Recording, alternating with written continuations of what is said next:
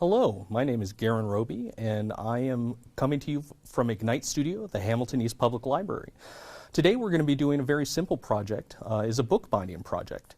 Bookbinding is great for an at-home project for friends and family, to make sketchbooks, to make diaries, or even a place to just make lists and keep yourself organized. So as you can see, we have a pamphlet, which we'll show you how to make. And then if you want to make it more secure, I'll even show you how to make a chipboard or cardboard cover. To get started, the things that you'll need will be an awl. An awl is a puncturing device. Now, if you don't have an awl, you can use end of a compass, a thumbtack, or even a sharp needle if you have one. Then we have a tapestry needle, which has a dull point, and that's helpful in the process because it's very easy to not poke yourself. If you have just a regular needle, that'll work as well. You'll just want to be more careful in the threading of the sewing of the book. Then we have a bone folder, which we'll use to crease the paper. We have a ruler. We have waxed thread, which if you don't have waxed thread, yarn or something like that will work, but yarn tends to be a bit more stretchy and won't be as secure as a waxed thread would be. Then, of course, scissors to cut the yarn or the thread, and then we have our paper. To make things real easy as far as measurements are concerned, I have just 8.5 by 11 paper for the inside pages of the book, and then 8.5 by 11 cardstock to make the cover for our pamphlet. All right, so to get started, we're going to go ahead and take a piece of paper and we're going to fold it in half. Now when you fold it in half, this is called a folio. You'll want to take your bone folding tool and run it along the crease, and this is called burnishing, to reinforce that crease. Now we're going to do that multiple times, and when you have multiple folios like that, it's called a signature, and that's what comprises the substance of your book.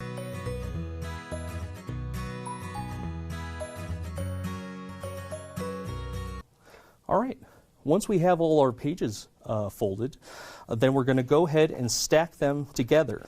So now we have all our pages and our cover folded and together. Now we're going to open it up to the middle page, and we're going to start measuring out our sections. Sections are the holes through which we sew the paper together. So we're going to use the awl or thumbtack or whatever you have at home. But first we're going to make measurements to figure those out.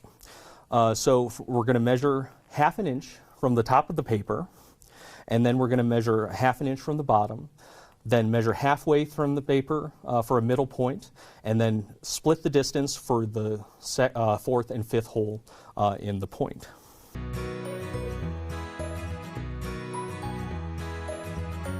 Now once we've made our marks, the next thing we're going to do is use our awl to make the puncture points on the paper.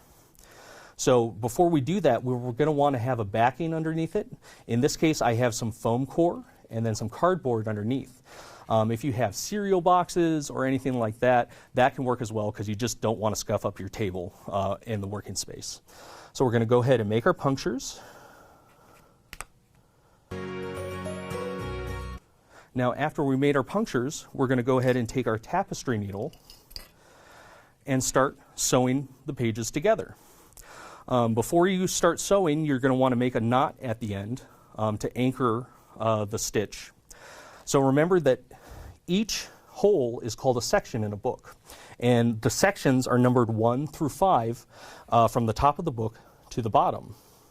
So we're going to start by threading the needle through section 3,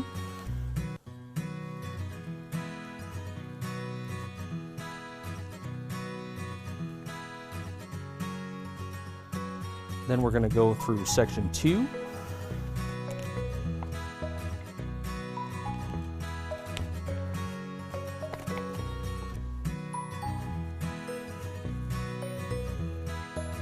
and and then we're going to go over section 3 and back around making an infinity sign. Then we're going to come under and skip section 3 and go to section 4 and 5 and make the same infinity sign before we come back to the middle.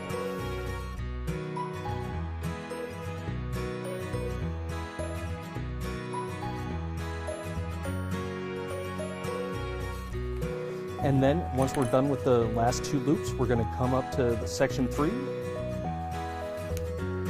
and finish our knot.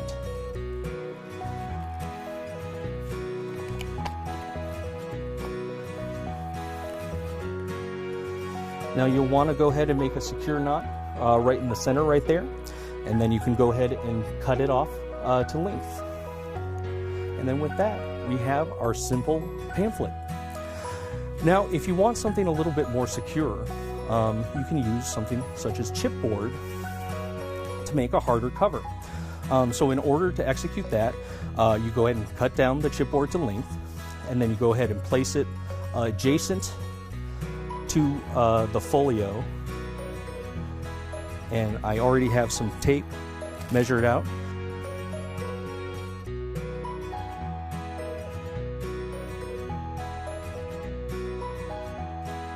And there you have it. You have your finished covered pamphlet. And you can see that it's great for all kinds of things, filling with memories and stories. Thank you for participating today, and be sure to catch us next time. And please share your projects on Facebook, on the Ignite Community Discussion Board, as well as Twitter and Instagram. So thank you very much for being with us, and we'll see you next time.